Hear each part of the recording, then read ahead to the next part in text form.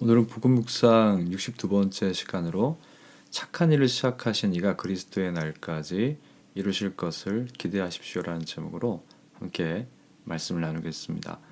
로마서 8장 13절의 말씀입니다. 너희가 육신대로 살면 반드시 죽을 것이로되 영으로서 몸의 행실을 죽이면 살리니. 아멘. 하나님의 은혜와 사랑으로 우리가 구원받는다는 것을 우리는 늘 기억해야 됩니다. 바울은 육신대로 살면 반드시 죽을 것이라고 말합니다. 이 권면은 예수님을 모르는 사람에게 하는 말이 아니라 예수님 안에 있는 사람들에게 하는 말입니다. 바울이 이 말을 하는 이유가 무엇일까요? 우리는 하나님의 은혜와 사랑으로 구원을 받았는데 신앙생활을 하다 보면 나의 노력과 의지로 구원을 얻으려고 하는 잘못에 빠지기가 쉽습니다. 왜 이런 일이 우리에게 일어날까요? 사람들은 부를 얻으면 그 부를 과시하고 싶은 욕망에 사로잡힙니다. 남자들은 고가의 차를 타고 여자들은 고가의 명품 가방을 삽니다. 고가의 차나 명품 가방을 통해서 자신의 가치를 사람들에게 인정받고 싶어하는 욕망이 누구에게나 있습니다. 이런 심리는 신앙생활에서도 적용이 됩니다.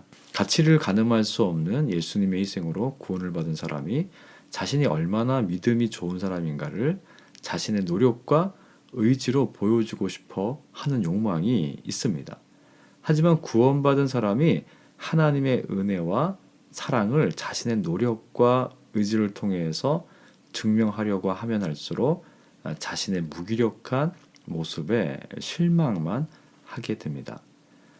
개척하여 목회를 시작하면서 이것저것 마음속에 하고 싶은 일들이 많았습니다. 하지만 막상 뚜껑을 열고 사역을 하면서 느낀 것이 있습니다.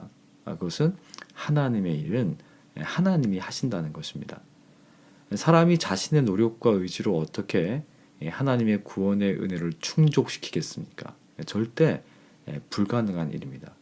우리가 하나님의 은혜와 사랑에 보답하기 위해서 나의 노력과 의지를 동원한다면 우리는 언제나 무기력한 나 자신을 보게 됩니다. 성경은 우리 안에 착한 일을 시작하신 이가 그리스도의 날까지 그것을 이루실 것을 믿고 기대하는 것이 복음이고 신앙생활의 전부라고 말씀합니다. 어떤 사람은 구원받았으니 하나님의 말씀에 순종할 수 있는 능력이 그리스도인들에게 있다고 말합니다. 하지만 그리스도인 그 자신에게는 말씀에 순종할 능력이 없습니다. 하나님이 예수님을 통해서 우리를 구원하신 사건을 성경은 복음, 즉 기쁜 소식이라고 말합니다. 하나님의 구원이 우리에게 기쁜 소식이 되는 이유는 우리는 우리 자신을 구원할 수 없는 존재였고 또 구원받을 이유가 전혀 없었습니다. 그런 우리를 하나님이 사랑하심으로 아들을 통해서 아무런 값 없이 구원하셨습니다. 하나님이 우리가 죄인이었을 때에 아무런 값 없이 구원하신 것처럼 우리가 그 사랑으로 구원을 받은 이후에도 우리는 나의 노력과 의지로 구원이 완성되고 천국 가는 것이 아니라 하나님의 영이신 성령님께서 그분의 능력으로 우리의 구원을 완성하시고 천국으로 인도하십니다. 바울은 정말 복음을 위해서 열심히 살았습니다. 신약 성경에서 바울만큼 복음을 향한 열정을 가지고 살았던 사람을 찾아보기 어렵습니다. 그는 자신의 피 한 방울까지도 그리스도의 복음을 위해서 쏟아부었다고 고백합니다. 하지만 바울은 자신이 그렇게 살았던 것은 자신의 노력이나 의지가 아니라 하나님의 성령께서 자신을 이방인의 사도로 부르시고 그렇게 살 수 있도록 이끄셨다고 진심으로 고백합니다. 복음을 기쁜 소식이라고 말하는 이유는 우리가 그리스도 안에 있지 않았을 때나 지금 그리스도 안에 있을 때나 언제나 항상 우리는 하나님의 은혜와 사랑으로 구원받고 구원이 완성되는 것이지 우리의 노력과 의지로 구원에 이르는 것이 아니라는 것을 성경이 우리에게 말씀합니다.